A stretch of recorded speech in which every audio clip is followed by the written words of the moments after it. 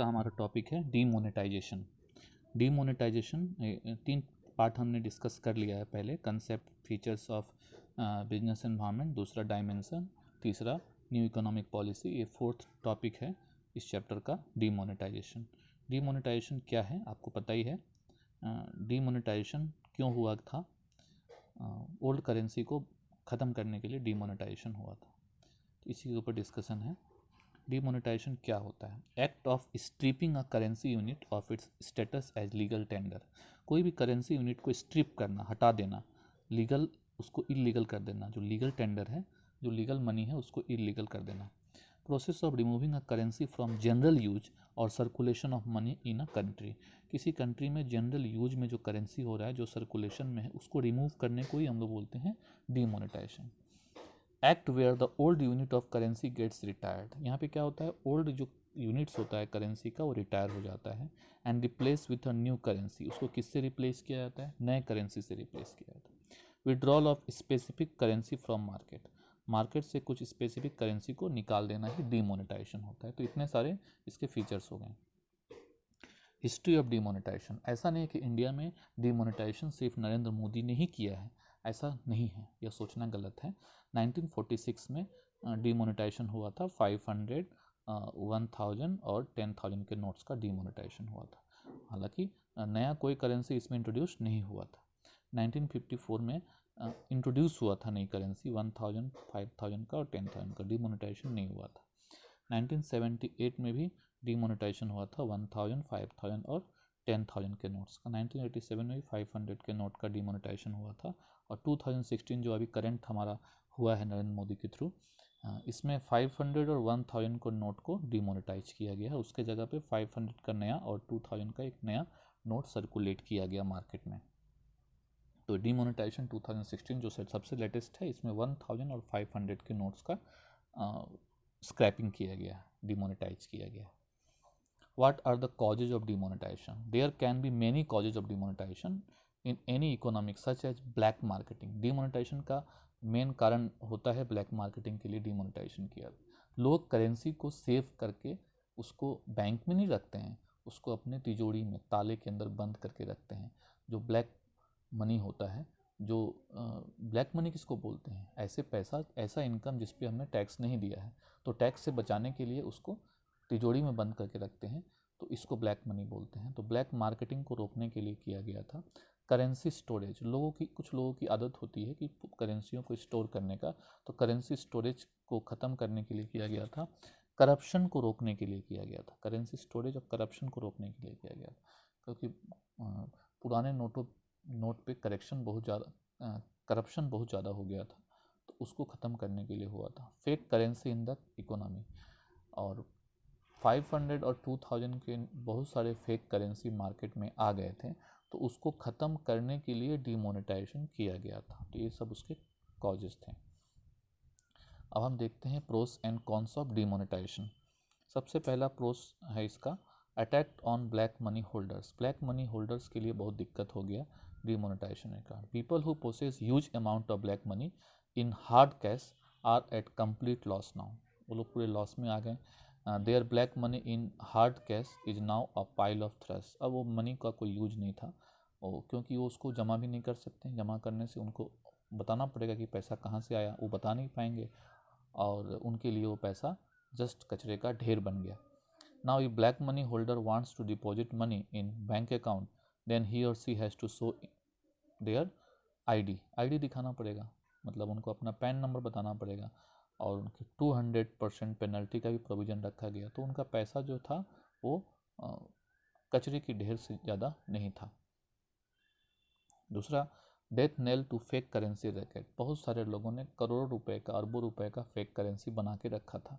500 और 2000 के नोट, 500 और 1000 के नोट का, लेकिन जब ये बंद हो गया सर्कुलेशन, तो उनको बहुत नुकसान हुआ।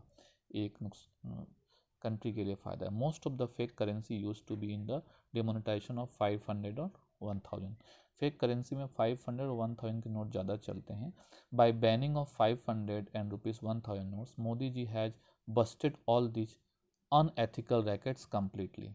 Now they will be no use of this money. अब उन पैसे का कोई यूज नहीं है, कहीं कोई एक्सेप्ट नहीं करेगा उसको। प्रोस एंड ऑफ डीमोनेटाइजेशन, एक और टॉपिक है end of terrorist funding. Fake currency से रिलेटेड ये भी है। टेररिस्ट फंडिंग, टेररिस्ट को पैसा दिया जाता है बहुत ज़्यादा छुपा करके, तो वो सारे पैसे जो सर्कुलेशन से बाहर कर दिए गए तो उससे उनको भी नुकसान हुआ। Huge sum of money specially in hard cash in the denomination of 500 1000 was used to fund Islamic terrorism या नक्सलवाद को फंडिंग करने में यूज होता था। Now this organisation will suffer from shortage of fund. अब इसके कारण जब नोट ख़त्म कर दिया गया तो उसके कारण उनके पास पैसे का शॉर्टेज हो गया। Most of this terrorist Maoist organisation use this fund by buying arms and weapons. वे लोग इस पैसे का यूज करते हैं आर्म्स खरीदने में, वेपन खरीदने में, तो उनके लिए आर्म्स और वेपन खरीदना मुश्किल हो गया। Buying arms is an extremely difficult task now after this ban. इस बैन के कारण उनको आर्म्स खरीदना बहुत ज़्यादा डिफिकल्ट हो गया। Transparency, online transaction equal to more transparency. मतलब ऑनलाइन ट्रांजेक्शन को हमेशा हम जब ऑनलाइन ट्रांजेक्शन करते हैं तो गवर्नमेंट के रिकॉर्ड में आ जाता है, तो वो ज़्यादा ट्रांसपेरेंट होता है। तो financial intelligent unit will take all online transaction. Now this will be more transparency in real estate sector. अब ट्रांसपेरेंसी ज़्यादा बढ़ जाएगा क्योंकि लोग करेंसी बंद होने के कारण लोग ऑनलाइन ट्रांजेक्शन करना स्टार्ट कर देंगे, तो ट्रांसपेरेंसी बढ़ जाएगा। लेकिन इसके कुछ बुराइयां भी है। क्या है? अचानक से डिमोनेटाइज होने के कारण लोगों को पैसा अपने पुराने नोट जमा करने के लिए बैंक में लंबी लंबी लाइनों में खड़ा होना पड़ा। यही सबसे ज़्यादा दर्दनाक था। Bank will be externally over crowded by people will forget everything else and throng to the place where the banned notes are being officially exchanged, leading to a tremendous chaos. अब पीपल, जितने भी लोग हैं, वे तो मजबूर हैं कि उनके पास जो पुराने नोट हैं सरकार जहाँ जमा करने बोलेगी वहाँ जमा करने जाएंगे और वो हड़बड़ी में रहेंगे ताकि जल्दी उनका पैसा जमा हो। इसके कारण वहाँ पे केओस बढ़ जाता है। Shortage of money to common people, लोगों के पास पैसे का शॉर्टेज हो रहा है क्योंकि लोग कुछ पैसा रखते हैं लेकिन अचानक से वो पैसा जब इलीगल हो जाता है तो उस पैसे को एक्सचेंज कराने की उनमें दिक्कतें हो जाती है, उनके पास पैसे का शॉर्टेज हो जाता है। इसका एक और नुकसान है स्टॉक मार्केट का reaction. Due to currency being sucked out the market coupled with Trump's victory, the mood at the stock market was completely varies. Sensex lost 1600 points at open. उस समय सेंसेक्स 1600 पॉइंट गिरा था जब मोदी जी ने currency को demonetize किया था। कब किया था मोदी जी ने? 8 नवंबर 2016 को। This can adversely have a negative effect on trade in general. Problem for housewifes, ये सबसे ज़्यादा प्रॉब्लम हुआ। जो हाउसवाइफ थी, जो घर में पैसा किसी हार्ड समय के लिए बचा के रखती थी, हार्ड टाइम के लिए, मतलब किसी डिफ़िकल्ट टाइम के लिए, किसी प्रॉब्लम के लिए पैसे बचा के रखती थी, उनके लिए दिक्कत हो गया। Many Indian housewife store money secretly so that they could be help during time of financial crisis in their house hold.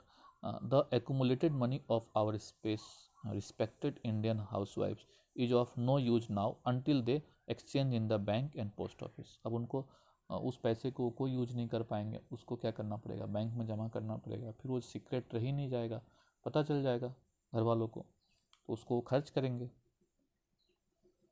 Short terms inflation, इसके कारण डिमोनेटाइजेशन के कारण इन्फ्लेशन बढ़ गया।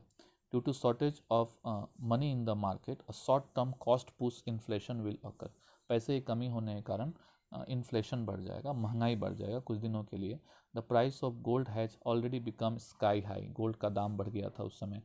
Prices of vegetable and fruit have also sword burdening the common man. इसके कारण common man को बहुत ज़्यादा दिक्कत हो गया।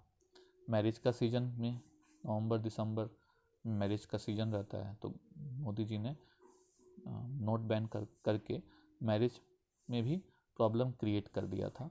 Difficulty for those family those have weddings. Thank you.